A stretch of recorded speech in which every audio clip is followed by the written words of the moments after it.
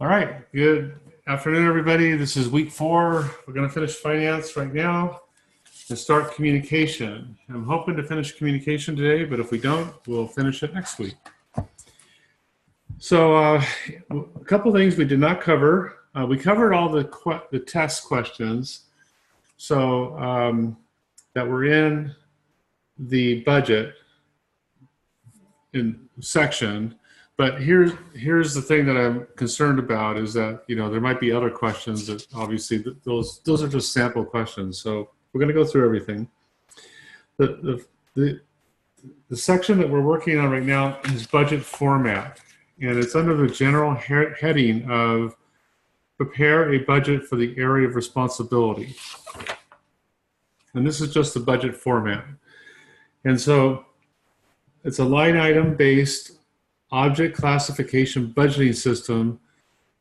This was among the first budgeting systems to be developed and still widely used by us.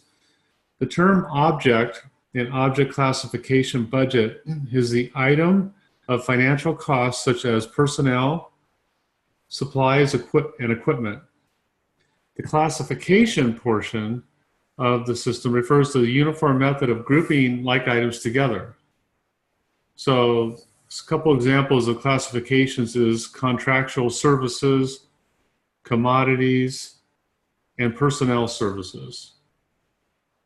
A high degree of standardization in the classification of both revenues and expenditures enables the comparison of expenditures for the objects to be made between departments, functions, sub-functions, and cost control centers. And this may reveal inequalities in revenue received or expenditure made for similar items. So what you're looking at on the screen right here is an example of expenditures that are classified by object. So in this example, 1,000 is the classification, and 1,100 to 1,600 are the line items.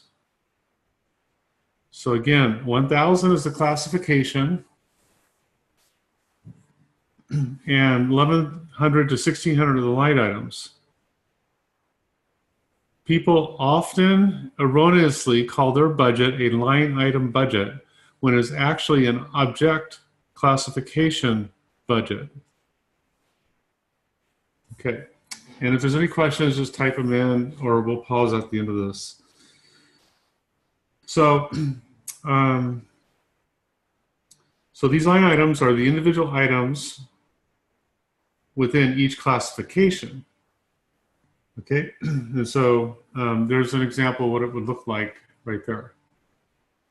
Then cost control centers. This is different than budget, well, it's part of the budget format, but a cost control center is usually a functional unit identified in the agency's organizational structure. Let me rewind that. So everybody has a functional unit or division, we call them, but they prepare their own budget. And then individual budgets will be prepared for like sports, aquatics, arts, and camps. Each department frequently develops a number of subordinate functions, and a subordinate function of a recreation department might include like youth sports, adult sports, aquatic special events, and swim lessons. And these are sub-functions and may also be considered cost centers or cost control centers. A cost control center, which is the subject of this particular paragraph, is any organizational unit that is administered by a staff person who is responsible for the activities of that unit, including its budget. So a unit, they have these listed here, but please understand that we might call it something different. We call them divisional budgets. So financially, a cost control center is a unit in which all financial transactions are organized separately. This allows the unit to compare revenue generated by the unit to its expenses.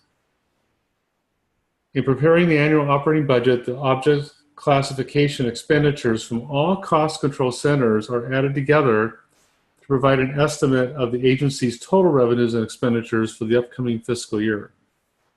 Basically, so all of aquatics revenue and all aquatics expenditures will stay in aquatics. The following example that you see on your screen right here, where it says services, this is an example of individual departments within the object classification budget. Now, we don't call them departments, we call them divisions, but they call them departments in the book. And so you'll see it's 1,000 services, personnel, and then 1,100 would be salaries, regular, full-time, and that corresponds to up here too, by the way. And then within that 1,100, you have administration, recreation, golf, operations. So it's all by cost control center. Okay. The next thing we wanted to cover, if there's any questions, just go ahead and the person on the phone, you'll have to wait until we're done so you can write them down. I'm going to stop at the end of the finance section. So the next one we need to cover is a cash flow statement. And here's an example of one. So a cash flow statement examines revenues and expenditures, but cash flow statements depict whether cash flow is positive or negative. This is particularly important to parks and recreation professionals, as many programs are seasonal. The cash flow statement shows money coming into and going out of the agency on a monthly basis, and seasonal revenues and expenditures are detailed with this statement, allowing staff to project financial issues that may arise due to cash flow shortages or overages. And so you can see that here's an example one, and you can see that this month, the first month in July, they're going to be short. And the cash flow position at the beginning of the month was 10,000, and their in position will be 4,200, and this should transfer over to here, which it does. It's 4,200 here. They had a $500 deficit, so again, it went down a little bit. But in September, they made $6,000. Their cumulative cash flow was negative 300, but because of their cash flow position at the beginning of the month, they ended up with $9,700. So that should be pretty clear to everybody. It's in a budget. If not, this is a really good example to go back and review. So when you do have a profit, like in September here, it helps decrease the deficit from July and August. And by October, the deficit is erased and the agency actually is making a profit. As you can see, there's no deficit whatsoever. And it might not carry on, especially if you have an off season. But this cash flow statement would indicate the business is seasonal and profits will vary depending on the month. A thorough understanding of cash flow is needed to adequately predict revenues and expenditures throughout the year. And you can go from prior years too and see a trend analysis, and you'll know, for example, you get a lot of money in April for aquatics, for example. We all know that. Okay, the next section is program or program reports. And so once programs and projects are complete, a report is developed that outlines the financial status. This is a project or program report. Allocated and expended revenues and expenditures are detailed, as well as other information that impacted the project or program. This may include weather for events and pools or higher registration resulting in an increased revenue and the need for instructors.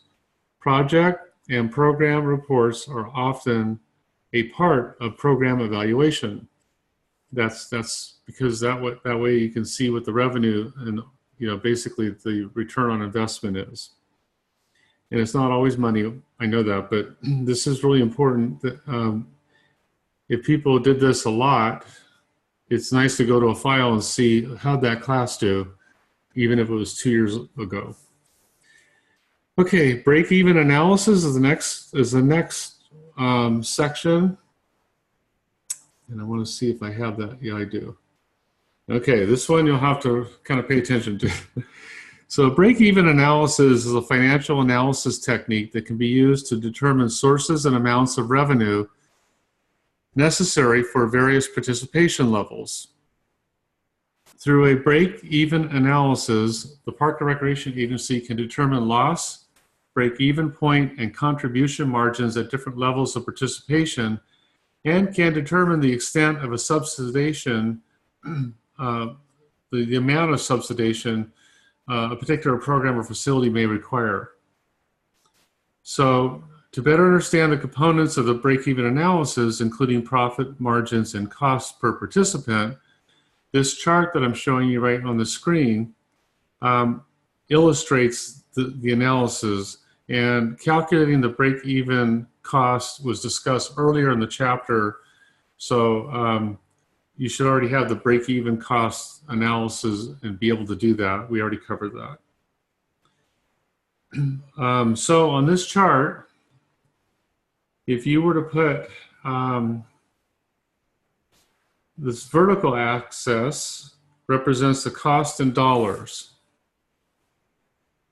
and the horizontal axis accounts for each participant. So this is 0 participants, and it goes up from there. This is $0, and it goes up from there. To prepare the graph, when you get ready to do this, compute the total fixed costs. And as I said, this is covered before, but I'm just showing you how to put it into this formula here. Fixed costs are totaled, and a horizontal line is drawn on the graph represented by the dotted line. And so that would be right here, the fixed cost of the class or program. So next, the variable cost line is added, and that's this line right here. And variable costs are added to the fixed cost, and thus the variable cost line begins at the fixed cost line. Variable costs are costs that increase proportionally with the addition of each and every participant. That's why this line starts right here at the fixed cost. An inclined line reflecting these incremental increases is added to the graph. The variable cost line equals the total cost line. And so that would be the total cost line. So from here going up this way is the variable cost line. Anything above this line is a profit. Hopefully that's making sense to everybody. And the reason why it goes like that, because fixed and variable costs are graphed in an additive manner. So the income line on the graph demonstrates the price per participant. So this is the income line, the price per participant that has been established for the program. It also identifies at what participant enrollment rate the program operates at a loss, breaks even, or makes a profit. So break even is this point right here on this particular graph. So the break-even analysis, this chart, produces a clear picture of the number of participants that must be served at the price point to break even or make a profit. In addition to the individual statements on the various funds, aggregate data may be prepared for various types of organizations based on the agency. So furthermore, the Parks and Recreation Agency may prepare comprehensive annual reports that include not only the general purpose financial reports, but provide aggregate data for each particular type of fund as well. Okay, that concludes. I'm going to mute everybody. Okay. Somebody's got music. Sure. Let me try that. Okay. Does anybody have any questions? On your birthday. What's that? I said, but on your birthday. Yeah. And it's Cinco de Mayo on a Saturday. Oh, God, the Mexicans are all going to be crying. Okay. I ever mute David there. Okay. Well, it sounds like nobody has any questions. Nobody's typed anything in. I'm going to unmute the telephone call for a second. If the person on the telephone, do you have any questions? Nope. Okay. Okay, I'm muting everybody. And we're going to start communication. Brand new section. Okay, so communication in our field is essential. Our professionals have to communicate internally to the organization to ensure that events and programs run smoothly and the facilities are safe, the grounds are well maintained, and the financial transactions are transparent. Just a general opening, we get to work closely with the public and other external stakeholders, and a lot of public and politicians and other departments and other agencies. So good communication skills and processes are essential in promoting what we do, our programs, keeping the community informed of policy and procedure changes, and establishing partnerships among other important functions. Now, this section of the exam covers internal and external communication, marketing, and policy development. This part of the CPRP exam has 17 communication tasks and represents approximately 16% of the items on the exam. So the first section is to promote the benefits of specific programs and services to the community. The benefits movement came to Parks and Recreation in the 70s and 80s when tax limitations were gaining ground. The essence is that people buy the benefits they receive from a product and not the product itself. Benefits are the underlying reasons people participate in Parks and Recreation services, and they include things like exercise, relaxation, stress reduction, socialization, etc. We have to demonstrate how we meet the needs of the community through benefits, or we will cease to exist. Benefits can be categorized as either community or individual benefits. Individual benefits are experienced by those who directly participate in an activity. Community benefits are for the betterment of the community at large, regardless of whether a particular person uses services or not. For example, owning a house near a trail or park will increase the property value whether or not the homeowner actually uses any amenity that we offer. That would be a community benefit, an example of that. Services can be grouped into parks and natural areas, constructed facilities, and programs. In terms of community benefits, parks and natural areas provide the most community-wide benefits, followed by facilities and programs. Individual benefits will be in reverse order, with programs and facilities most benefiting the individual, followed by the parks and natural areas.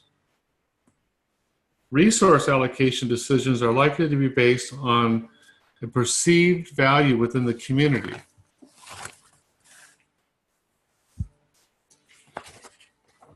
Making services more valuable to the community then can help ensure their continued funding support from governing boards. And basically, if it's not valued, the agency is at risk and or we can eliminate it. Now, they have a little plug for the NRPA here. So the NRPA has adopted 3 pillars. Should know these. So conservation, health, and conservation is number 1. Number 2 is health and wellness. Number 3 is social equity. And this helps Parks and Recreation agencies position themselves to show how Parks and Recreation can make a significant contribution to problems that plague society, such as obesity, rising healthcare costs, and environmental deterioration. It could be argued that economic prosperity would make a significant 4th pillar, since Parks and Recreation increases property values, provides jobs, promotes tourism, and draws businesses to the community, among other things. That completes that section. The next section has to do with providing education regarding the value and benefits of Parks and Recreation. This is like for staff, the public, commissions, stakeholders, and policymakers, etc. So in order to educate the community on benefits of Parks and Recreation, we must reposition ourselves in the minds of our community members. The profession is seen as providing a place for fun, parks to visit, sports leagues to join, and places to learn new skill. We need to reposition our agencies to be seen as a means to solve problems in the community and as an invaluable asset. Positioning is the process of establishing and maintaining a positive image of the agency in the minds of the community and elected officials. Some agencies will already have a positive position and will be highly valued, but many have to do work in this area. Ideally, we would like to be valued as an essential service, just like police and fire departments within a community.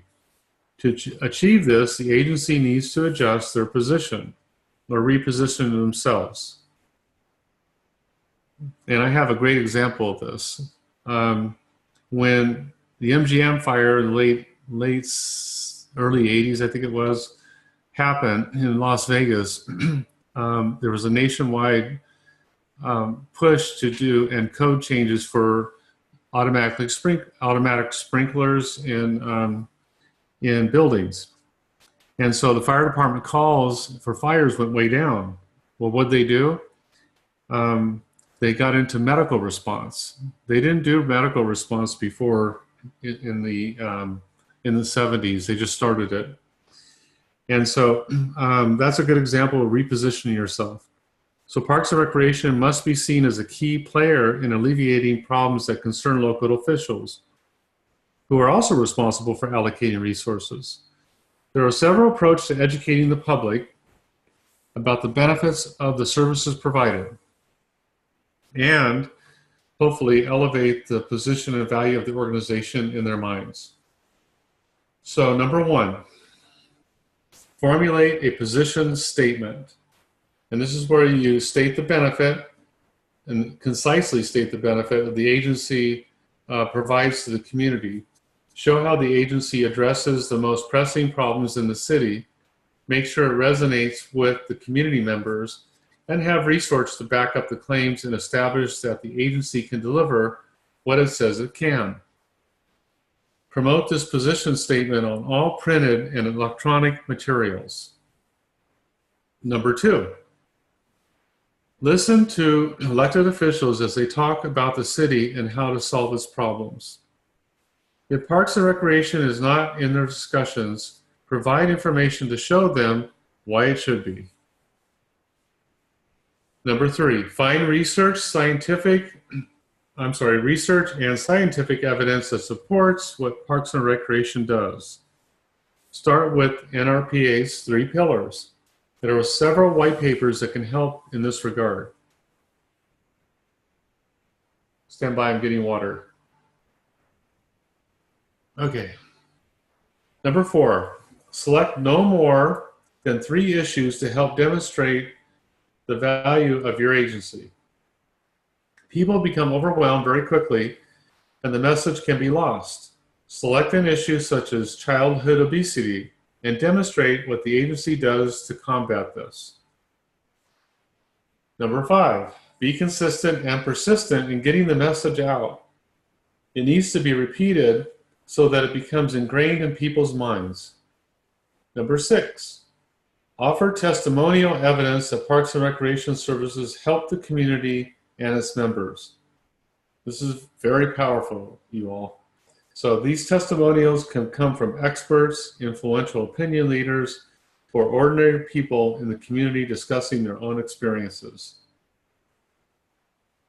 A good trick to do here is do a video with people saying how great we are. Put it on your website. Number 7, use the cost-benefit analysis. Show the cost of a fitness program in comparison to a medication or a visit to the doctor. Talk about the cost per resident rather than the total cost of a service. It's easier for people to embrace that a service is $1.25 per person versus a total cost of $1.1 million. Next section, 1 is to solicit public support for the mission and goals of the organization. And this would be the formation and support of friends groups, for example. A good way to solicit public support is by enlisting the public to do so on an agency's behalf.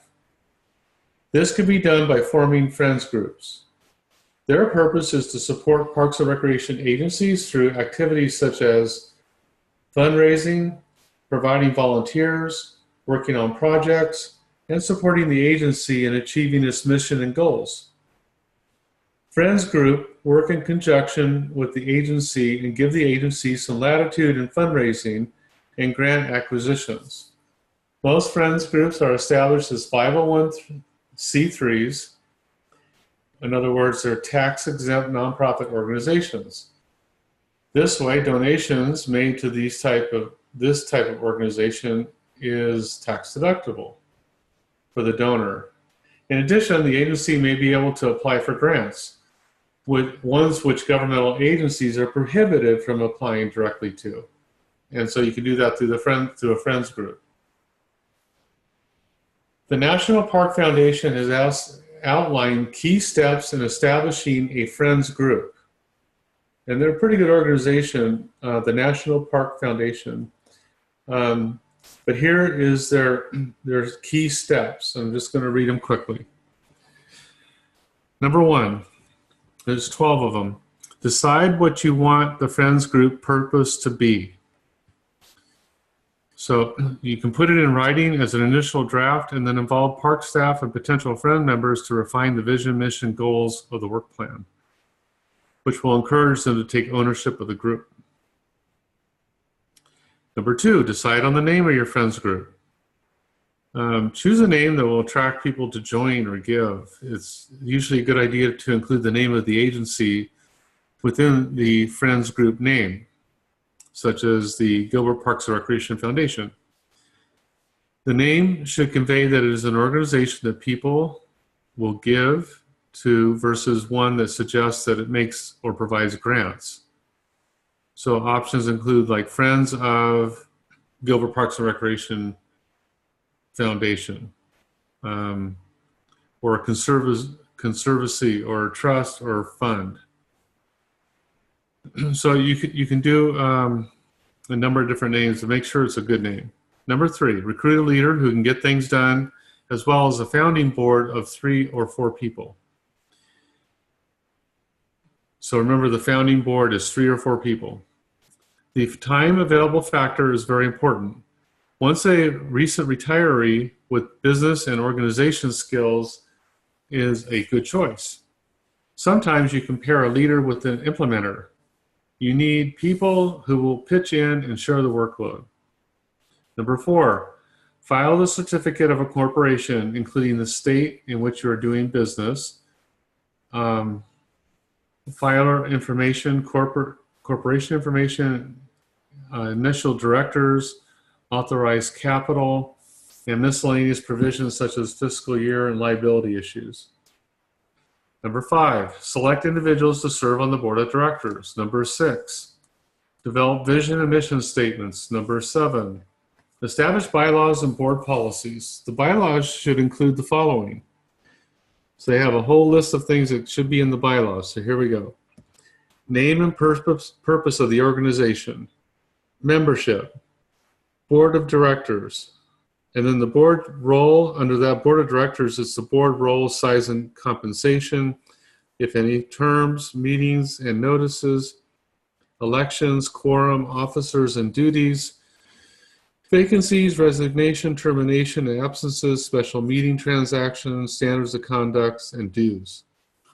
The next section that should be in the bylaws is committees, director and staff, advisory board, if so desired, fiscal policy, liability and limitations, amendments, dissolution statement, and miscellaneous items. Number 8, obtain an employer identification number. This is an EIN. That's the initials. Number 9, open a bank account and establish check signing procedures. Number 10, file for federal tax exemption. Number 11, follow state and local nonprofit regulations. Number 12, file to incorporate the founding board as a tax-exempt nonprofit corporation with the state office of charitable registration. Most friend groups are established by community members who know that they are needed to help do the work of the agency, expand the resources and services provided, and assist the agency in achieving its mission and goals. I don't see any questions coming up, so that's good. If you do have a question, just please type it in. Okay, the next section is collect public input regarding policies. Like, for example, addressing customer comments, constituent comments, public hearings, focus groups, surveys. So a unique and important feature of the policy-making process for Parks and Recreation agencies is the involvement of citizens. Getting public input on issues is of paramount importance to Parks and Recreation. The communication process to do this is complex and multifaceted. It is also part of the agency's overall customer service and marketing operations. Policy making for public park and recreation agencies should not only include the population who will benefit directly from services, but also those who will be adversely impacted.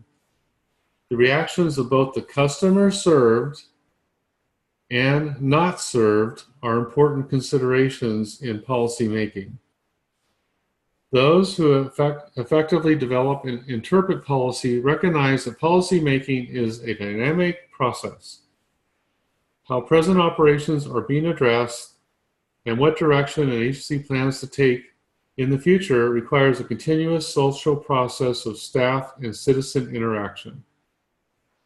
Now, there are several methods to communicate with the public, including public meetings. We've all been involved with this, so it should be easy to remember. Public meetings, focus groups, citizen advisory groups, surveys, and the referendum process. So the first one is public meetings. So we use public meetings more than the nonprofit or commercial sectors in Parks and Recreation field, meaning the public sector.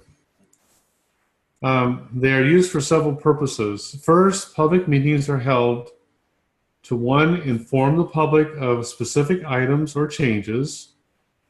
Second, meetings can be used to consult the public on issues or to garner reaction to items such as policy changes.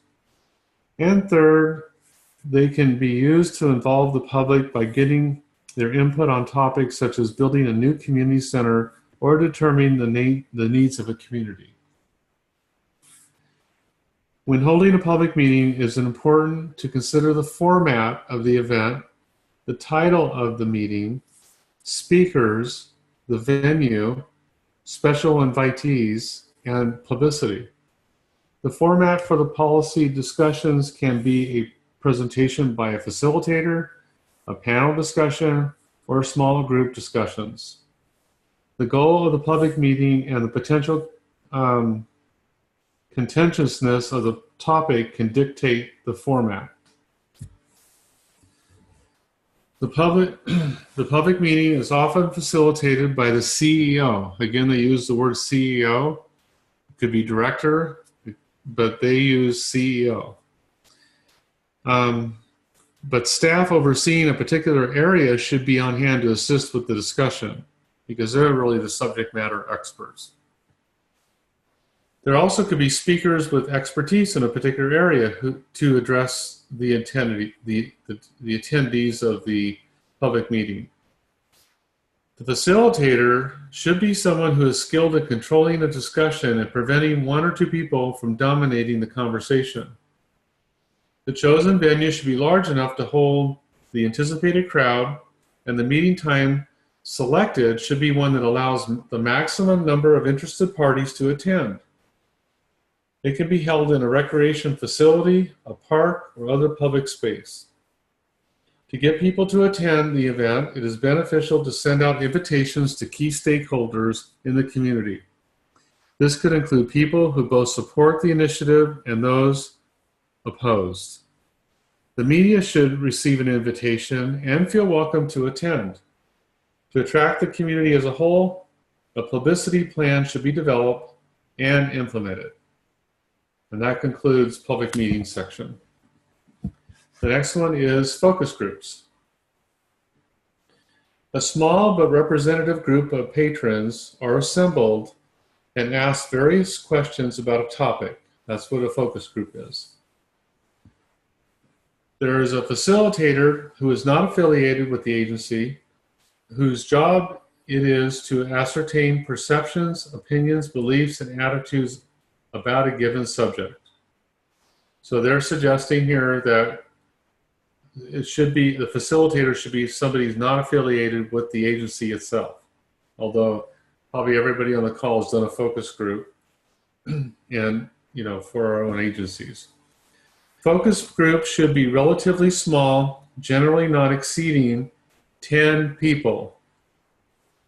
Since it is open discussion, too many people can inhibit others from sharing their thoughts, and the meeting is ideally 45 to 90 minutes in length and designed to generate as many helpful ideas as possible.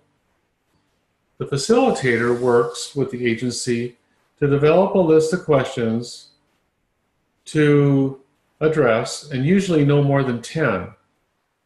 The direction of the discussion will require the facilitator to eliminate or add questions as needed.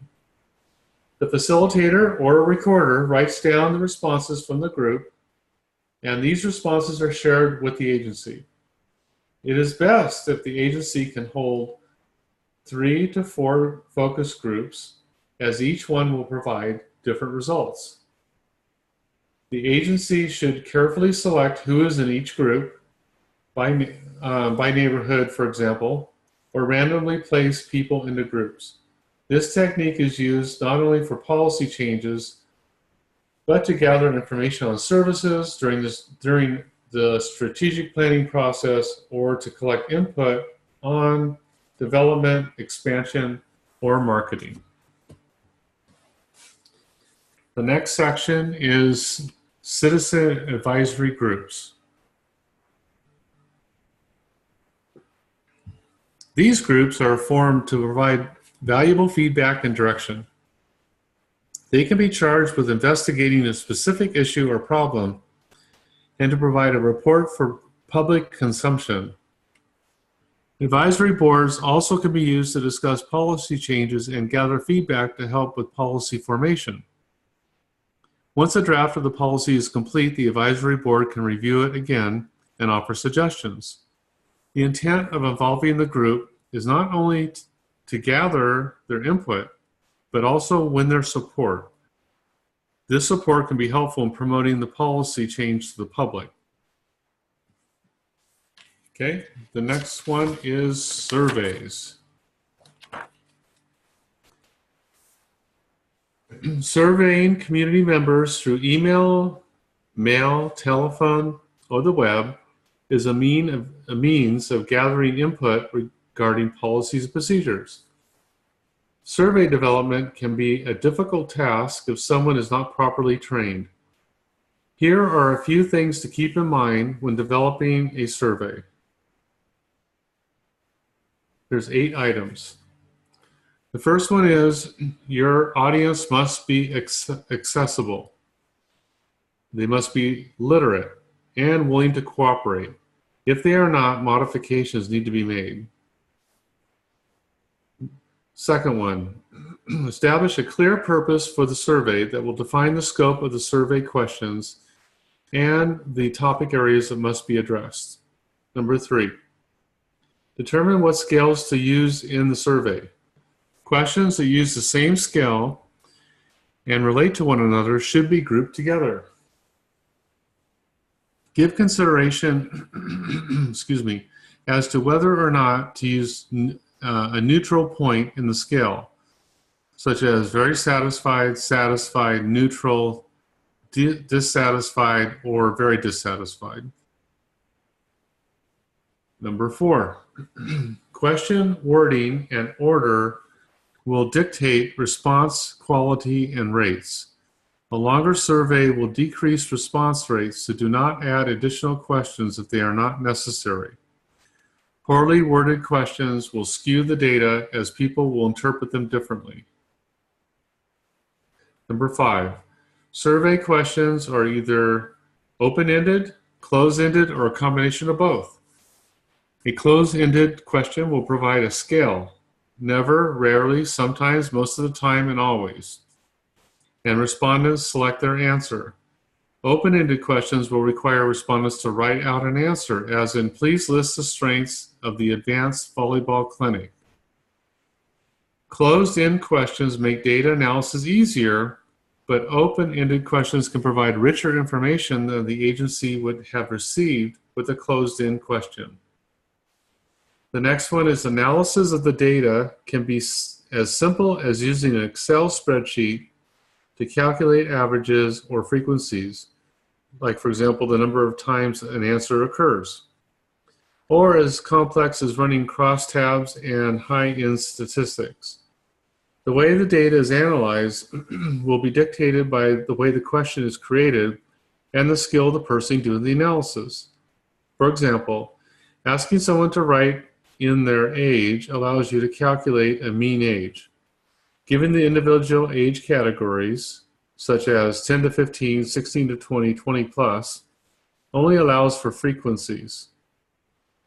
However, as people age, they are more likely to answer age ranges than give their real age. That is a true statement. Next one is demographics on a survey can sometimes be considered sensitive questions and ones people will not answer. Collect only the information that is actually needed and put these questions at the end of the survey. If the respondent does not like the demographics questions, they can simply stop answering the survey, but you will still have the data from the earlier questions. And the last one is when ordering questions, put the most important questions at the beginning of the survey. If there is survey fatigue and the respondent stops answering questions, you will still have the answers to the questions that are most important. The last one is a referendum. This is a ballot of all voters within a jurisdiction and is sometimes used to provide the ultimate opportunity for public involvement in policy making.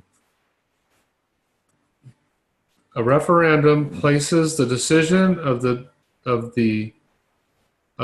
given issue directly into the hands of the voters. An issue is placed on the ballot and the voters give feedback. Be careful to ensure that the issue is a non-binding referendum so the agency is not forced to comply with the wishes of the voters. But understand that not adhering to the voters' feedback can cause political difficulties for the agency. Therefore, referendums should be used very carefully. It is politically difficult to ask for the opinion of the community, then get it, and then go against the majority. And that concludes the section on public input. Okay, now we're moving on to the next one, which is communicate the organization's vision and mission to personnel and stakeholders. I'm just kind of looking ahead here for a second. Stand by. Okay, we're going to change slides here in a second. So this is the vision and mission, and we provide a lot of different services and facilities under the auspices of a park and recreation agency.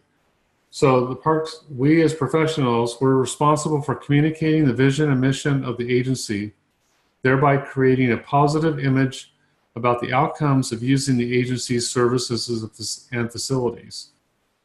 The vision of the organization is an ideal image of what the organization will look like in the future.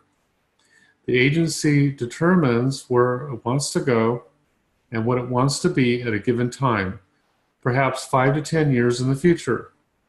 Ideally, this vision is created with input from the staff and is therefore a shared vision.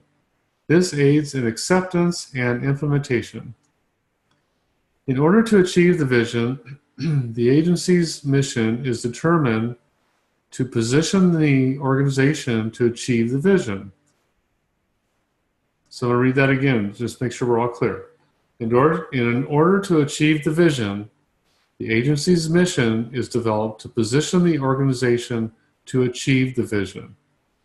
The mission statement answers 1, who the customers are, 2, what services are provided by the agency, and 3, how services will be provided. Basically, the mission statement is a fundamental purpose statement depicting what the agency does. Agencies communicate the vision and mission in several different ways. Both statements are posted in facilities or printed in newsletters, brochures, and on the website. Many agencies will share their mission statement more so than the vision statement, but the two are interrelated and should be understood by staff and public. In addition to posting these statements, the mission statement in particular drives programming, operations, and facility management. If services are not part of the mission of the agency, then they may be eliminated since the mission statement outlines what an agency does. In essence, the vision and mission statements provide a rationale for providing specific services and facilities such as men's softball, teen clubs, or a nature center. Next section is collaborate with external groups, committees, advisory boards, agencies, and councils. When agencies work together to meet a need or solve a problem in a community, they do so at 3 different levels. Here's the 3 different levels: collaborations, alliances, and partnerships. A continuum of these relationships is formed within or among the different sectors. Collaborations are the most short-term type of relationship and tend to last only until a problem is solved. So they're very short-term in nature. Collaborations are defined as 2 or more stakeholders working together to solve a set of problems that neither can solve alone. Collaborations give each agency significant autonomy to solve the problem. Although there are shared problems and issues, and the agencies work together to find solutions, each agency is ultimately responsible for choosing and implementing its own solution. For examples, agencies may collaborate to determine how they will adjust and deal with the Fair Labor Standards Act. They can discuss solutions, but how they handle the situation is up to each agency. The next level relationship that agencies can enter into is called an alliance. And this requires a high level of commitment between organizations as well as the sharing of authority and decision making.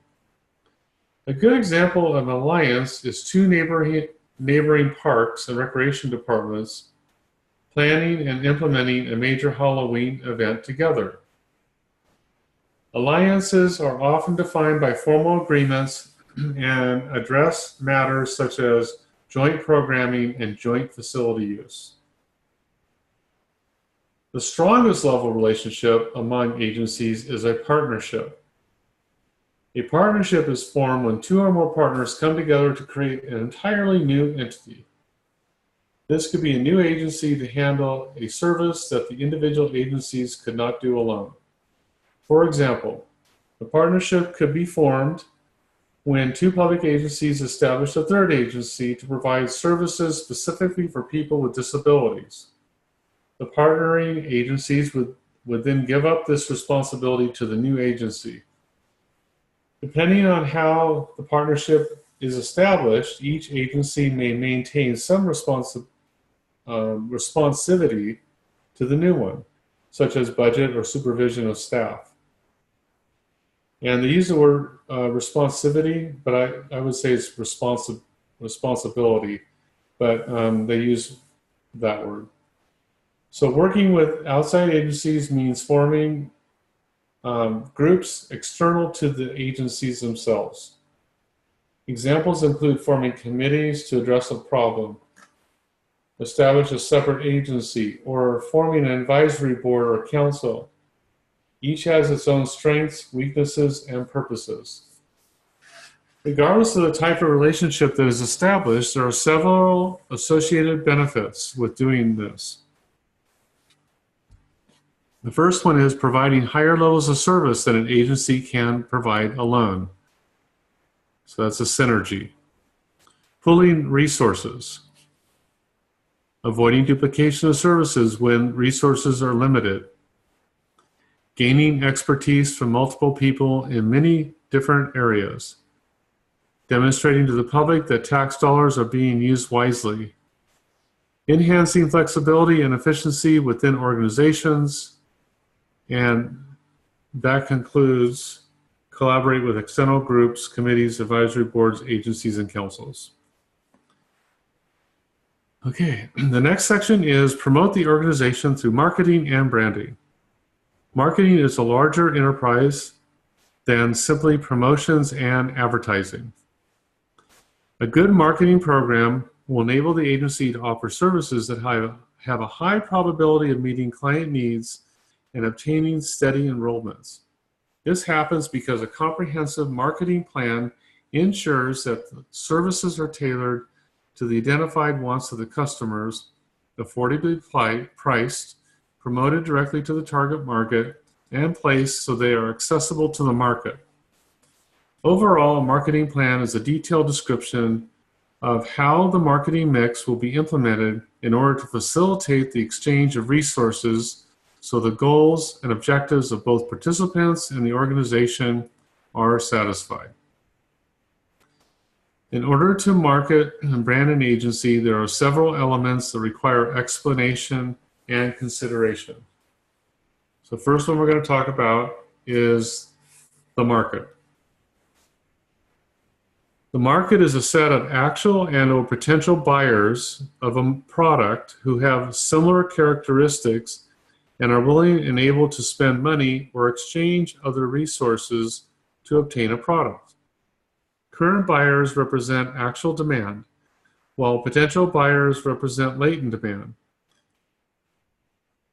An example of latent demand is individuals who are not currently participating, but who may be interested in participating in the future. Moving individuals from being non-participants to actually participating is considered a more difficult marketing task than getting current but infrequent participants to increase their participation rate. For this reason, it is often more efficient in terms of resources to increase the participation rates of a current user than it is to encourage a non-user to become a user. And that's market. The next section is marketing mix. This is still under promote the organization through marketing and branding. So marketing mix encompasses the 4 Ps: Everybody should know this. So product, price, place, and promotion. The product for parks and recreation agencies is the various services and facilities offered to the public. The product is adapted to meet the needs of specific groups of people. T-ball, for example, is designed for young children, fast-pitch softball for teens, and slow-pitch softball for older adults. Basically, the same product exists, but it's modified for specific groups of people. Price is least likely to be associated with the marketing of parks and recreation, but it can have a major impact on participation. Price determines whether or not a segment of the population is willing and able to pay for the product. In addition to affordability, there's an issue of price-value relationship. That is, the price of a program for some customers will also imply its value. That's why a free program is not always in the best interest of a Parks and Recreation agency or the constituents, customers.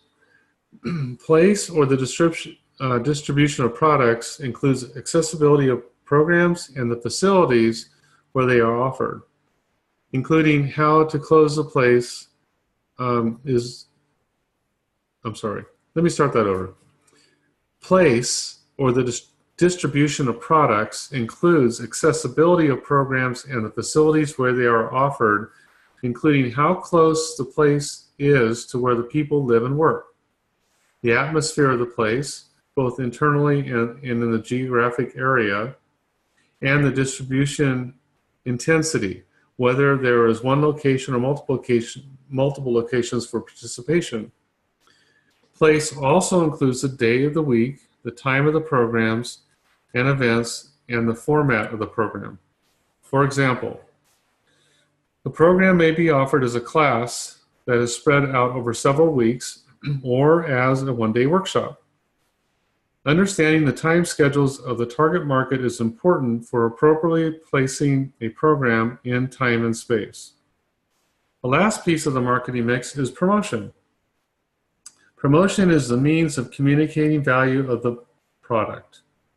This is done through the promotions mix, which is advertising, sales promotions and incentives, personal selling, and publicity.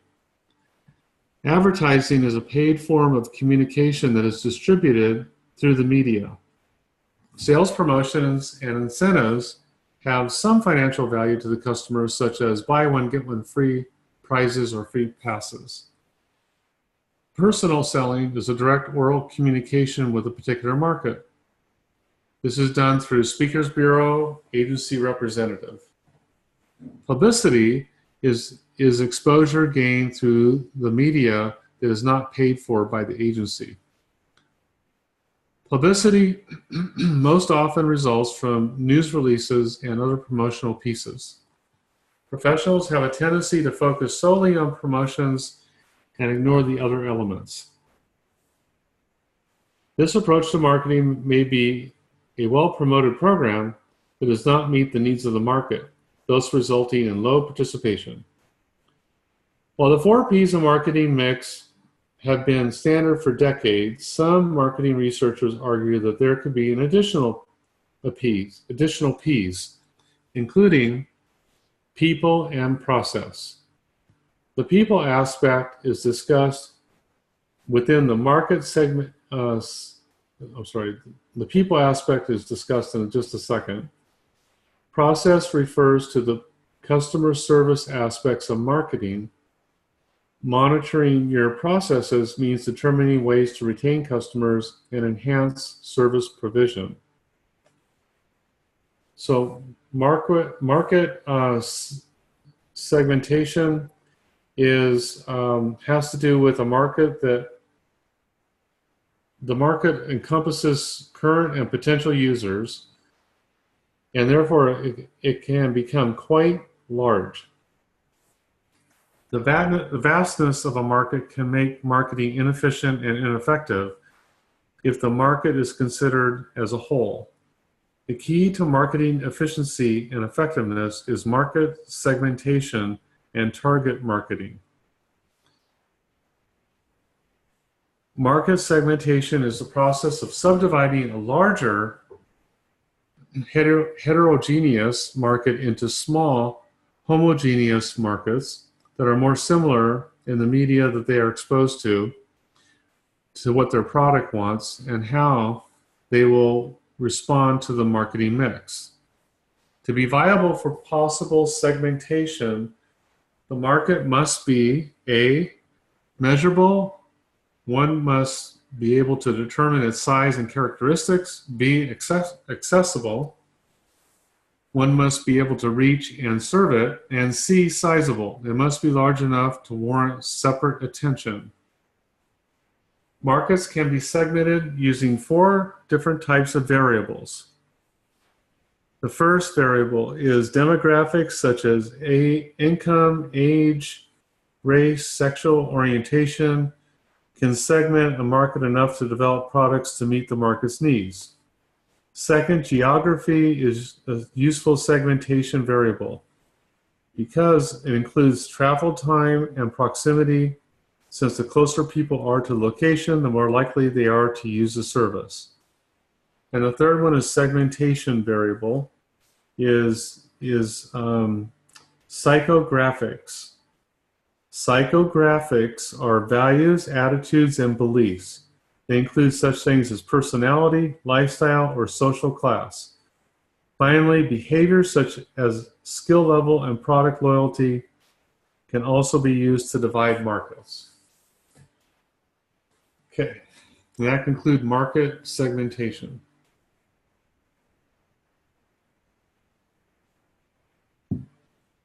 Okay, I don't see any questions. The next one in their marketing is target marketing. Once a market is segmented, target markets are those markets that the agency chooses to concentrate on for a particular product. In general, services in parks and recreation are open to everyone. For marketing purposes, though, only specific markets should be the focus of the marketing mix. This is done because marketing to the entire population is both inefficient and ineffective. This form of marketing, called mass marketing, wastes resources on people who are highly unlikely to respond by using services. Agencies will approach target marketing in one of 3 ways. First, agencies might use an undifferentiated approach. This strategy is used when no visible market segments are identified, or the agency chooses to mass market approach. So, in other words, they're just going to mass market to everybody. Thus, one marketing mix is used for all programs and services. Second, agencies can use a differentiated approach where distinct market segments are identified and the agency chooses to target one or more with a specific marketing mix for each. A decision may also be made not to target all identifiable segments in a market. Finally, a concentrated marketing approach selects 1 or 2 distinct market segments and focuses the marketing efforts specifically on those markets. In parks and recreation, this marketing approach is most often used in commercial recreation. The next section is market position. People have a perception of products and services. How the community perceives the agency and services is called marketing positioning. The agency seeks to establish a unique position in the market. Doing this sets the product and services apart from its competitors. This may be due to the uniqueness of the product quality, the location, promotions, or brand loyalty. Proper positioning in the market is a competitive advantage if competitors do not hold this place in the market, and all promotions are aimed at maintaining that position and associated competitive advantage. Okay, branding. Branding now is the process whereby the agency creates an image in the mind of consumers as to who it is. It includes the name of the agency, logo, and image of the product or service. Branding is a means to make the public know who you are when they see the logo, the positive image they have when they see the name, and the increase in the number of people who recognize who you are. An effective marketing plan enhances the brand in the minds of the consumers and builds a positive reputation for the agency. A good branding approach seeks to show the place the agency has in the community and why it is a superior product to that of its competitors. And that includes the marketing section. The next section is to formalize relationships with outside organizations, and this includes leagues, associations, clubs, nonprofits, school districts, and faith-based organizations. Many agencies would benefit from entering into agreements with one another. These agreements can be as informal as a memo outlining which agency will provide what services and resources to a formalized document developed and approved by the attorneys for each agency. And actually, the council is actually approved for each agency, not the attorneys, but they have here and approved by the attorneys for each agency. The higher the resource investment, the more formalized the agreement should be. Before reaching an agreement, it is beneficial to implement solid strategies for collecting collaborations, alliances, and partnerships, such as create different types of partnerships and be creative in selecting your partners. Public agencies do not have to partner strictly with other public agencies or nonprofit agencies. Recreations agencies also do not have to simply partner with others in the same profession. For example, public parks recreation department with no indoor facilities can partner with a local hotel that has an indoor pool to offer so they can hold water aerobics.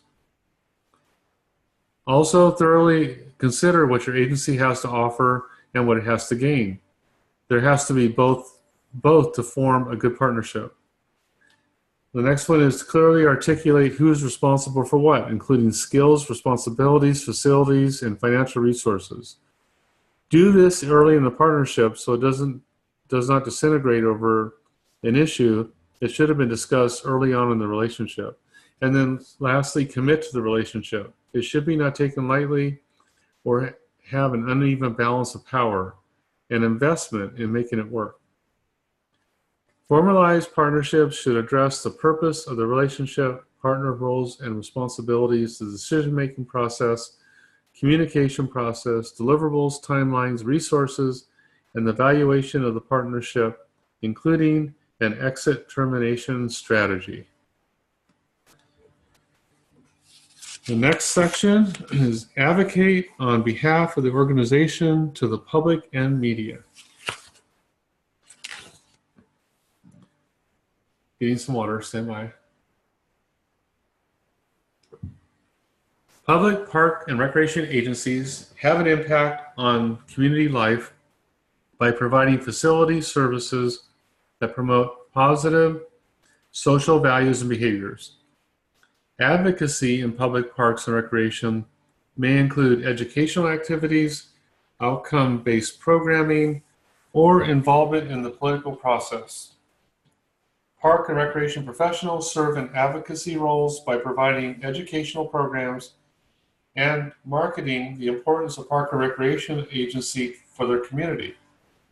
Agencies may use programming as a vehicle to advocate for attitudes or behaviors in areas such as environmental protection, health and wellness, cultural understanding, or racial harmony. We as professionals may also assume a political advocacy role on such issues as environmental protection, services for people with disabilities, long-range park and recreation planning and development. and also combating violence and substance abuse.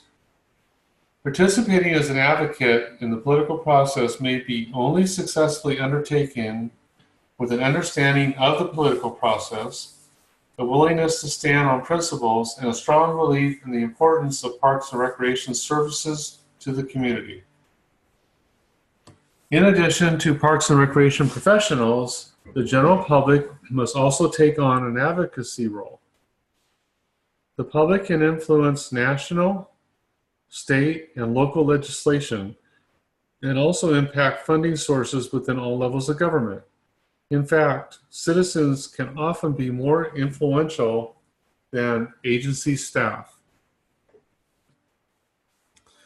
Both the public and professionals can use a number of tools for advocacy purposes, including writing letters to local newspapers, contacting political representatives via letters and email, meeting with local political representatives, organizing community meetings, or distributing public education materials.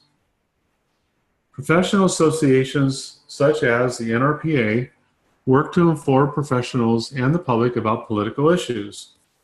They do so through online legislative updates, emails, and newsletter. Groups such as these provide form letters, information, and calls to action to help mobilize advocates.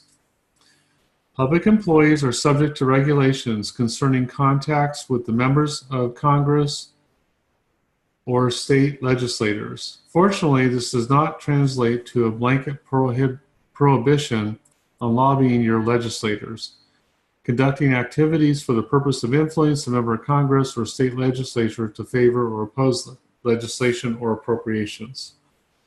NRPA offers a helpful description on how you can legally be an advocate. Okay, and they have two examples of how you can do this. And remember, this may not be what you do, but it's in the book.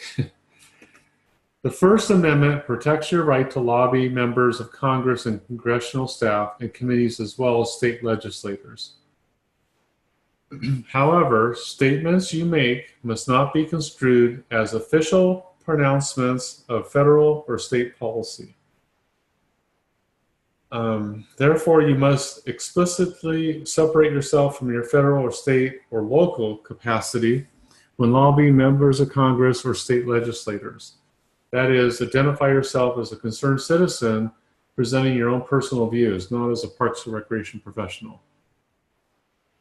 Even so, there is no need to conceal your government employment.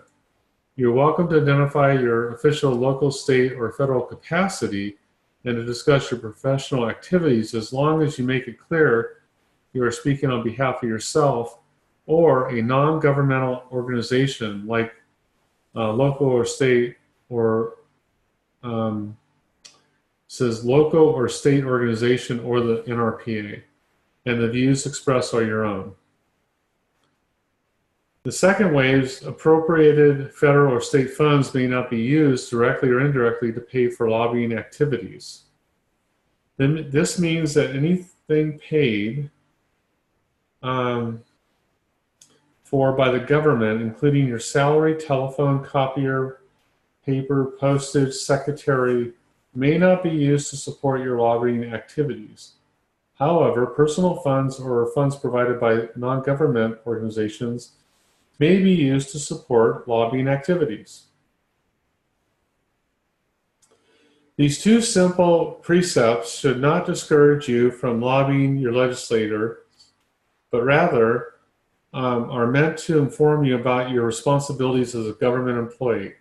Your participation in the democratic process can be personally satisfying and is critical to the success of our nation's parks and recreation programs. If you have any questions, it says here, if you have any questions or need additional information, contact your local ethics official.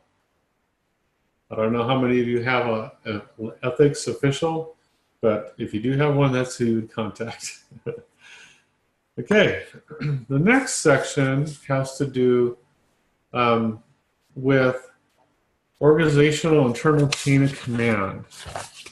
So in order to do this, I'm going to take a chance here, stop the share, and then start a new share. Hopefully it comes up. It'll be right here. So, whoops.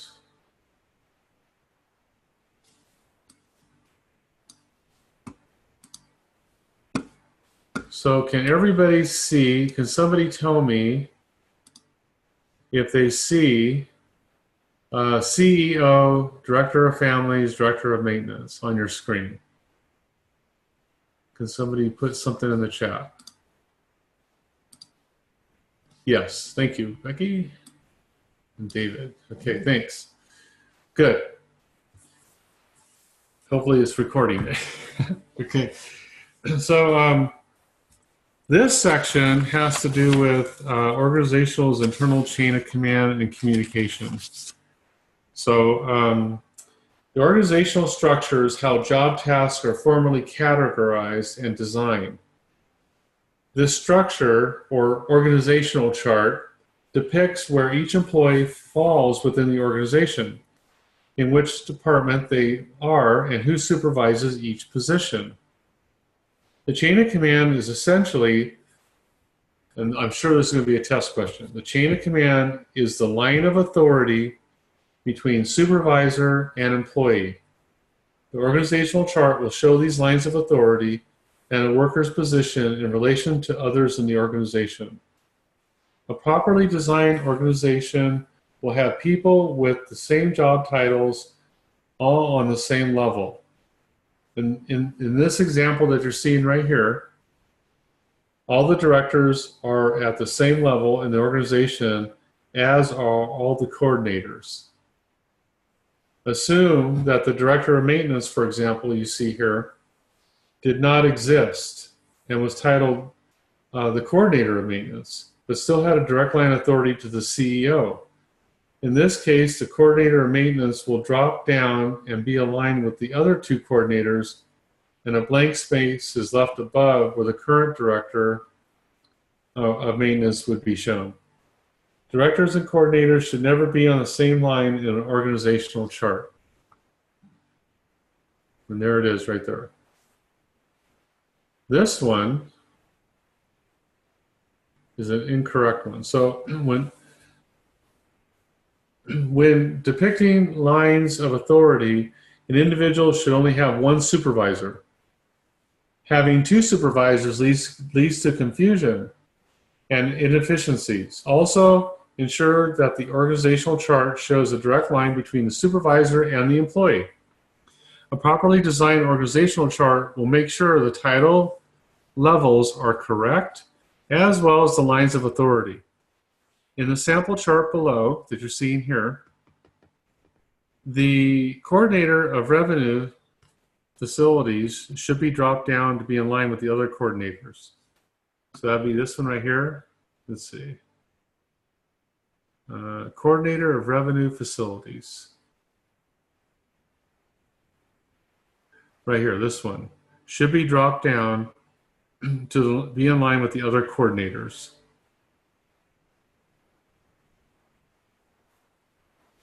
And the coordinator of Special Olympics should not answer to another coordinator.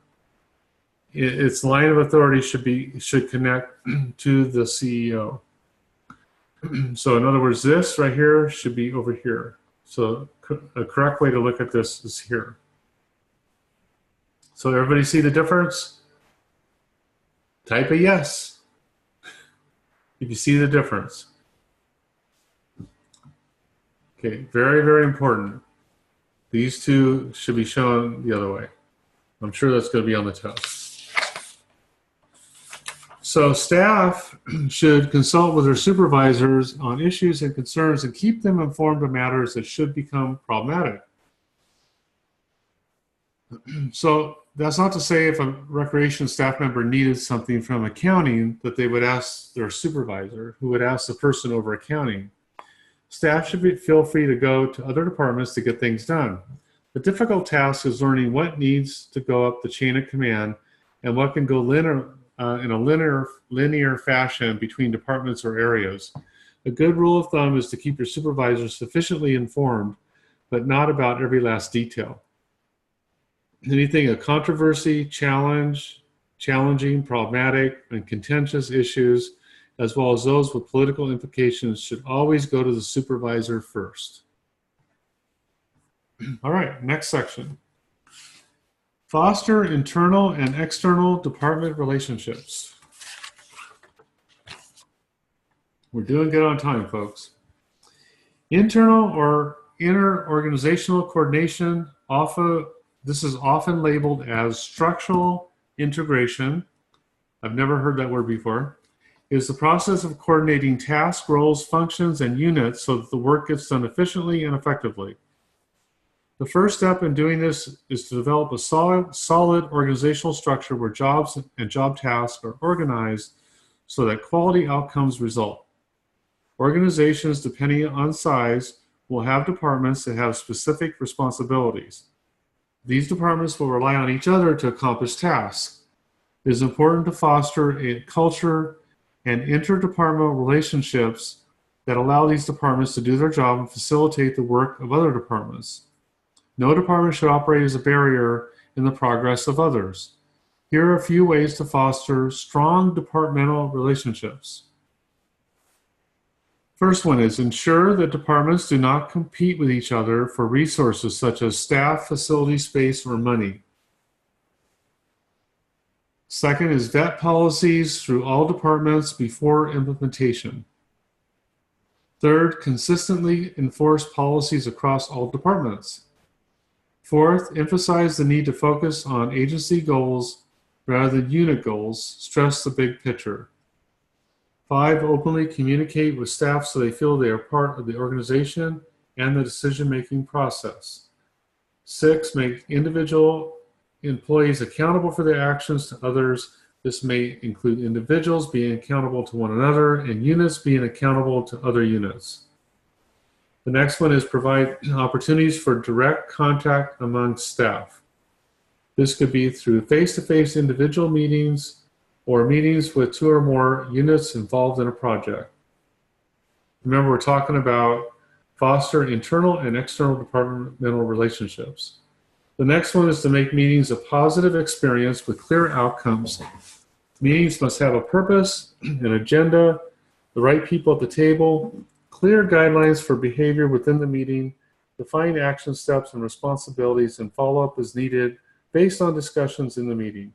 And the last one is departments should have adequate resources to accomplish the goals of the unit. Okay, the next section is provide input for reports. These would be like for annual, financial, strategic plan, budget, project updates.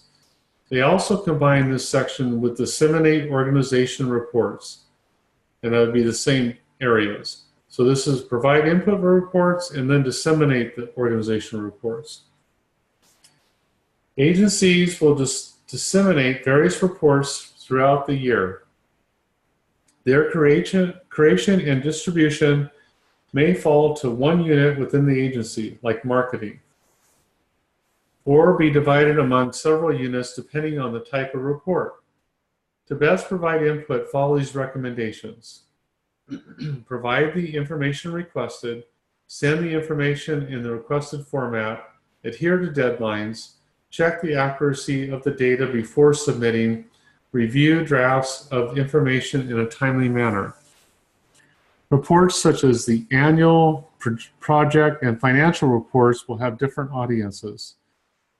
Dissemination will vary with the particular report. Some will go to the board, some to the community, some to staff and to stakeholders. Know how to best distribute these reports and when. Board members will have an expected process for receiving reports, and it may be individual in nature. But some will want them electronically and others will want hard copies. And some reports can be posted online for the entire community to access. Okay, next section is communicate financial policies, philosophies, and budget status to subordinates.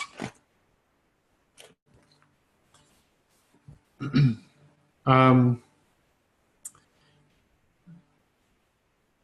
the financial section explain how financial policies, philosophies, and budgets are developed. For the sake of transparency, the staff needs to fully understand these policies. They need to understand why a policy exists and be able to articulate policies to the public. This can happen through training and development. In-service training and development programs should be regularly scheduled, evaluated, planned, and tracked within employee attendance records. These programs should focus on individual employees' performance, knowledge, and skill development, and should align abilities and ideas to reach organizational goals. In-service programs can also be used to update employees on new policies, procedures, and agency activities. All employees need to be on the same page in terms of policies and philosophies and be able to communicate those when the public asks for them. The next section is convey to seasonal part-time employees the importance of advocacy for parks and recreation. For part-time and seasonal staff, advocacy has a different meaning than those regularly involved in political advocacy. These staff are trying to advocate and influence community members at the grassroots level. These are the people who help shape the image of the agency. They are the frontline staff interacting with the general public and serving as the face of the agency. These staff are acting on behalf of the agency and are its representatives. They need to be prepared to answer questions, even those unrelated to their jobs, or find the answer to them. Part-time staff advocacy can be enhanced through strong customer service training, employee training and development, managers who work to engage and motivate their staff, and an agency that shows it cares for its staff. Staff who are happy with their jobs are the best advocates for the organization. All right, we're getting close here. Just a couple more. So the next section is develop a marketing strategic plan. And this is for press releases, advertising, and presentations. The marketing plan is a written document that assesses the current state of marketing as well as its future direction. So remember that it's a written document that assesses the current state of marketing as well as the future direction. The plan outlines what the agency wants to achieve and how it will go about doing that. In this document, market segmentation strategies, target markets, positioning, and the marketing mix associated with each target market are outlined. Marketing plan should include these different sections: an executive summary, which is a standalone piece of marketing plan that summarizes the entire plan. It's relatively short and may be the only part of the plan read by some of the staff. It should be the last part of the marketing plan written, but placed in front of the document. So again, it's the last thing that's written, but it's placed in the front of the document. The next thing that should be in a plan is situational analysis. This section evaluates the internal and external environment in which the agency is operating. It is here that the agency will consider what products and services it provides, as well as those provided by other agencies. The situational analysis will also detail demand trends, the economic climate, and its impact. A SWOT, S-W-O-T, that's strength, weaknesses, opportunities, and threats analysis, and an examination of the branding and positioning of the agency. And I just want to point out, because I've done a lot of these type of plans, just so you all know, a SWOT, the strength and weaknesses, is the internal to the organization, and the opportunities and threats are external to the organization. just so you know, or department in this case. Customer analysis. This is arguably the most important section of the marketing plan in that it identifies the market segments within the community and establishes the target markets for key programs and facilities. Customer analysis also considers any market research and consumer behavior information available. This data used to be much more difficult and expensive to acquire, but agency registration systems now provide a wealth of knowledge about the customers. The next thing the marketing plan should contain is the marketing and branding goals and strategy. Short and long-term marketing goals are established based on the data collected in the previous steps of the marketing plan. The goals provide a general direction of the marketing strategies detail and on how the goals should be accomplished. This section of the plan also includes a detailed advertising plan, sponsorship plan, and other working documents used throughout the year. Then finally, the implementation, monitoring, and evaluation section should be in the plan. And this is so that the marketing plan doesn't end up on the shelf to gather dust. It should be implemented, monitored, and evaluated. It is used to guide the budget and monitor for effectiveness along the way. Marketing plan is not a static document and may be changed based on the evaluation process. The next section under development and marketing strategic plan is public information. Public information to the, providing information to the public is an important component of an agency's public relation program, which is a component of the marketing plan. The promotions plan is most likely found within the marketing and branding issues and strategies section. The quantity, accuracy, and timeliness of the information are all vitally important. Public information services include, but are not limited to, the following means of communication and promotion.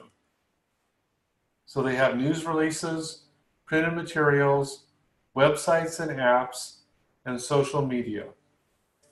I'll just say a few things about each one.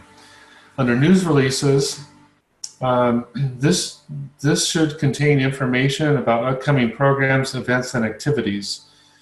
The ultimate purpose of the news release is to garner positive publicity for the agency. The news release follows a particular format and is written as a mini story. Newspaper features stories, television announcements, radio announcements, or interviews with the media are often initiated with the news release.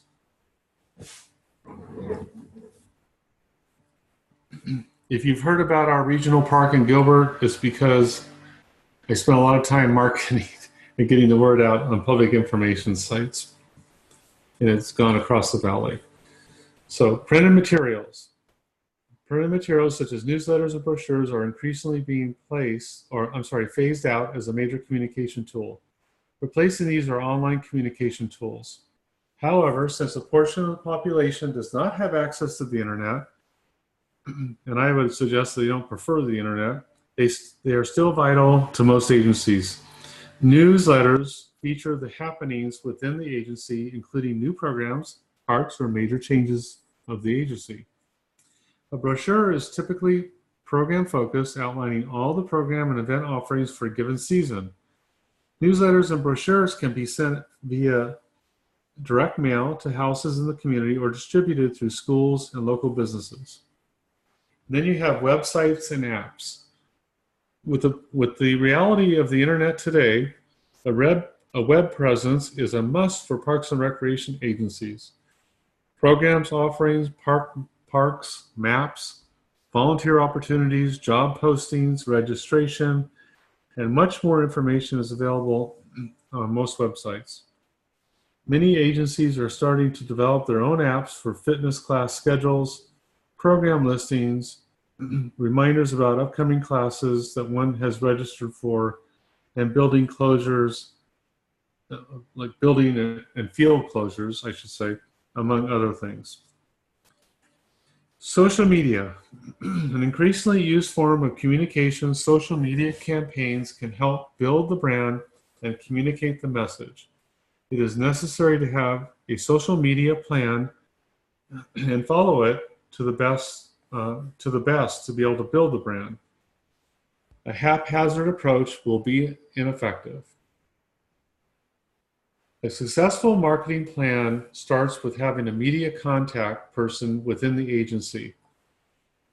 This person establishes a relationship with the appropriate people in the media, including reporters and editors in the television, radio, and print media. This way, the media knows who to contact for more information on a story. The agency contact will vary from agency to agency. Larger agencies will have a marketing department to handle media inquiries, while smaller departments may designate a department head or supervisor to assume this responsibility. Okay, last one.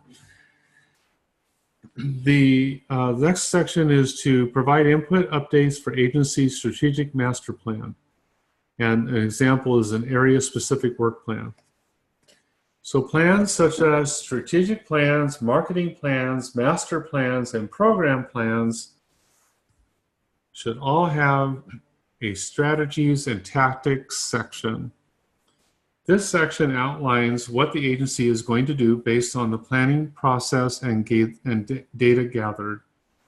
While it would be easy to put these plans on a shelf and claim that you execute them, the whole purpose is to actually use them. Along with the strategies and tactics, there has to be some accountability for implementing the strategies. For this reason, a section on how to monitor, review, and update of the plan is a necessity. The plan has to be continually monitored to ensure that the responsible staff members for strategies and tactics are carrying out their responsibilities. Monitoring can be done at the individual department or agency level. Staff will report on their progress in a number of ways, including monthly staff meetings, annual evaluations, or quarterly reports, among others. Input and updates can lead to changes made to the plan. In a working document, well, actually, they're all working documents, and one that will evolve over time as strategies and tactics are implemented and improvements are made. Okay, so that concludes the communication section. We're going to do the questions now. However, I just want to make a little plug here. It's been my experience going through this that if you haven't considered buying one of these books, I think it'd actually be good just for interview prep. There's a lot of different things in here that you actually can rely on for studying for topic areas to talk about during an interview. So just a little personal note, I'm going to recommend that when I do my branding class at conference. Okay, so now the questions. Everybody ready? Here we go. Let's see. Oh, stand by. Okay. Let's see if I can move this around. Can everybody just see just number one? Or can you see the whole page? Anybody can answer? Okay, good. Well, first of all, are there any questions? I should have asked that first. And let's see here. I'm going to unmute the person on the phone. Do you have any questions for me, the person on the phone? I do not. Thank you for asking. Okay, who is on the phone, by the way, again? Jason. Oh, Jason. Okay, thank you. I'm going to mute you again. Here we go. Okay, so because we have somebody on the phone, I'm going to read it. You know how much I love reading.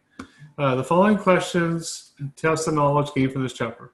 Which of the following are considered to be more beneficial to the individual than the community? Programs, facilities, parks, or natural areas? Go ahead and put your answer in.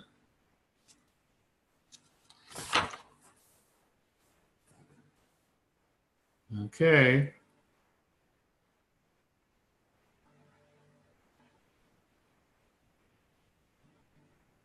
All right.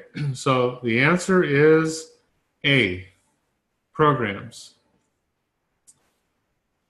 Okay, so that's the one that's more beneficial to the individual than the community. Okay. Number 2, the agency wants to change the image consumers have of it. What is this called?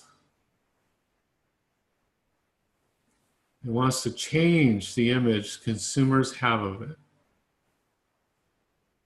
We talked about this. It wants to change the image. Well, everybody's choosing D, but the answer is actually C.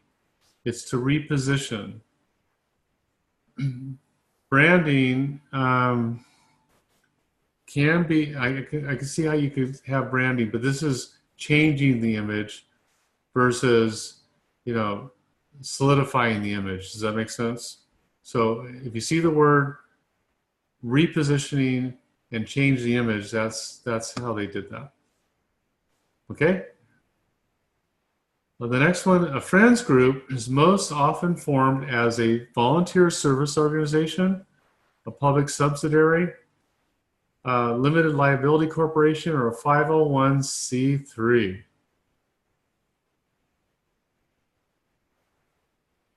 So what do y'all got for that one? Very good. I see some D's coming in. Okay, good. All right, excellent. Next question. Which type of statement answers who the customers are, what services are provided by the agency, and how the services will be provided? Is it A, the mission statement, B, the vision statement, C, the organizational philosophy, or D, the objective? Everybody better get this one right.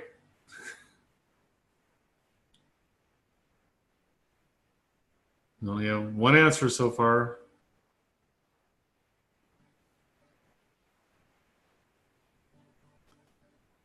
Okay, so the vision is where it wants to be in 5 to 10 years, and the mission is how it gets there.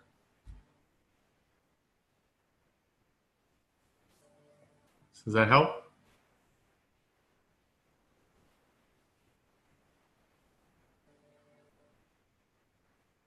Okay, well, we only have a couple of brave people, but it is a mission statement.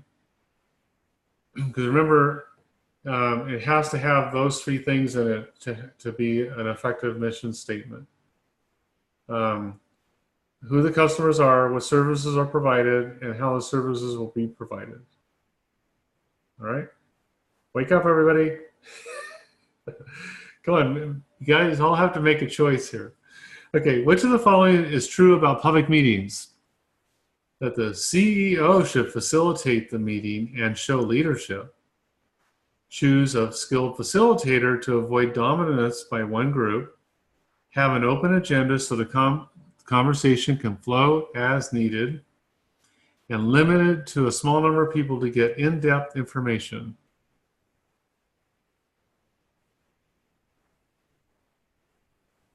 Public meetings.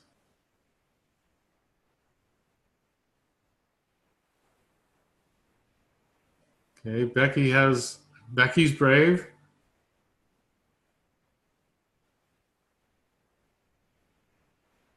Okay, Alex is brave. D is B for brave. Come on, people, be B for brave. Okay, so it is B. Very good, everybody. Okay, 3 area parks and recreation agencies hire several hundred part-time employees throughout the year. Many of them work 30-plus hours each. Due to the Affordable Care Act, agencies have had to make significant changes to their part-time employee use. The agency works together to discuss possible solutions to the pros and cons of each. After lengthy discussions, the agencies implemented their own policies. These agencies form what type of a relationship?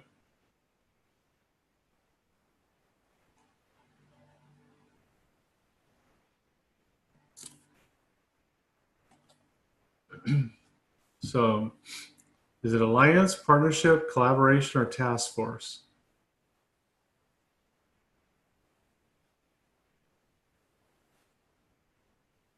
Okay, Becky is going for collaboration or task force. We didn't really talk about task force at all, even though we use them all the time. I used them for years and years. They never mentioned the word task force that I remember. So it is C, collaboration, because it's short term. Remember, it's a one-off. So after lengthy discussion, the agency implemented their own policies. There was no alliance, there was no partnership, and a task force is slightly different. But I could see how you might choose task force for this question, but that's why we're going over it. It's collaboration. Okay, number 7 is, here we go. When community members write letters to newspapers, contact political representatives, and organize community meetings on behalf of the local Parks and Recreation Agency, they are most likely A, building the agency brand, B, advocating for the agency, C, repositioning the agency within the community. Repositioning the agency is branding, remember? D, establishing alliances. So they are actually B, very good, everybody. They're actually advocating for the agency. Okay? So now, go to number 8. See if I can bring this up a little bit. Okay. Which of the following is true regarding the organizational chart above? It is correct as is, and no positions need to change. And sorry, you're not going to be able to see it from the phone, but the directors of Special Olympics and Revenue Facilities should move up with the director of maintenance. So the director of Special Olympics and Revenue should move up to be this level. The 2 superintendents need to move down 1 row because a director is ranked higher than a superintendent. And the director of maintenance, this is D, and the 2 coordinators need to move down 1 line from their current positions. So which one do you all think?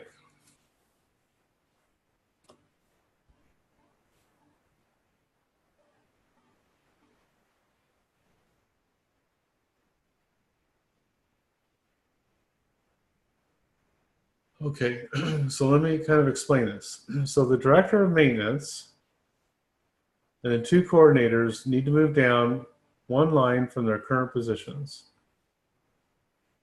So what they're doing here, and again, remember this is a nationwide approach. What's actually happening here, the superintendent of recreation is above directors. So, and facilities. So D is actually, whoops, darn it. Sorry, hold on. Don't look. Dang it. I don't know how to make it bigger without messing it up. Oh well. Well, hopefully you can see it still. So the The director, it's D. The director of maintenance and the two coordinators need to move down one line from their current positions. So if this one went down to here, then all the directors would be on the same line. And if the two coordinators move down, the coordinators would be below the directors. And that's their answer. So it is D. Okay, could that be any more confusing? Any questions on that one? Well, Alex, I can't really answer that. I think you need to look at each chart and just make sure everybody's on the same line. So if you move the directors up under the CEO, they might all report to the CEO, and they do, but you want to put everything on the same line. When I took this test, they had an example, and all I remembered was to put everything on the same line. And that's what, I got that one right. Yes, you're correct. And here, Alex, the department director is not at the top of the org chart. They're calling it a CEO. But yes, that's how it is in most agencies on the West Coast. So that was my big disclaimer, remember, at the beginning. So, okay, number 9. Which one of these is best described as dividing a heterogeneous market into homogeneous groups based on common characteristics such as demographics, psychographics, use, and benefits?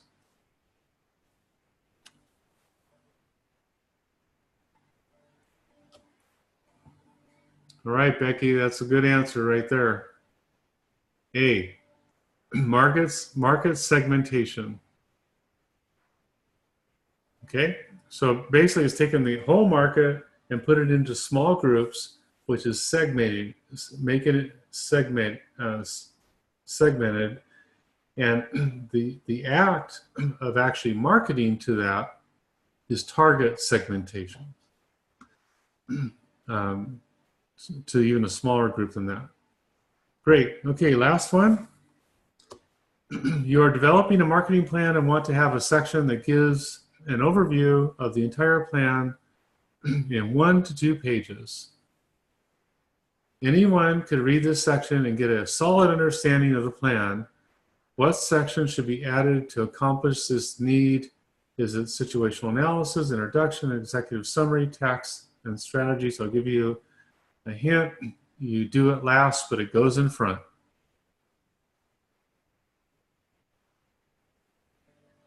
Which one is it?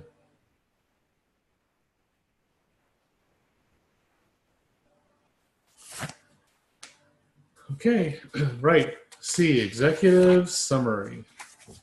And that, my friends, concludes communication. I feel like doing a happy dance. So I'm going to unmute everybody. Always a risk. Okay,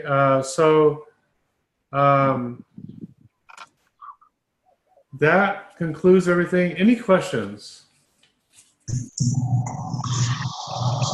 No, I'm pretty easy section, easier section than the finance one.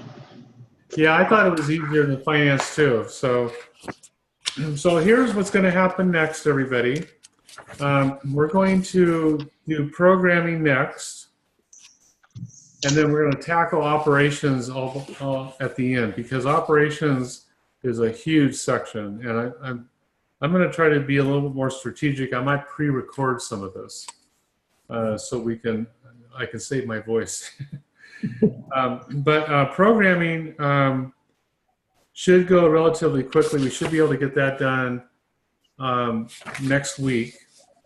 And then I also have a video to show you all, and I'm going to do that once we finish operations. And then I have in the study guide, there's probably different questions of what you've seen. They have a tendency to do that. But there's 50 questions. And so the last session that we'll do together, we'll go through those entire 50 questions together so you have it memorialized. And so I see 1,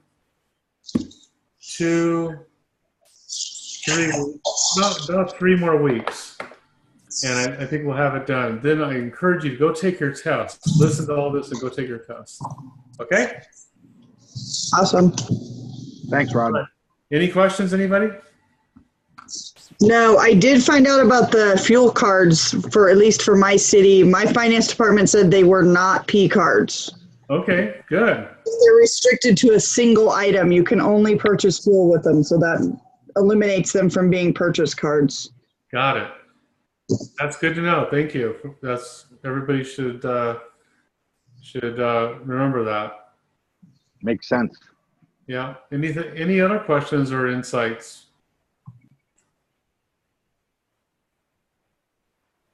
Okay, good. Well, hopefully this was helpful. Thank you. And I'm going to stop the recording and I'll send it out later this evening. Thanks, everybody. Have a good weekend. Okay, you too. Bye-bye.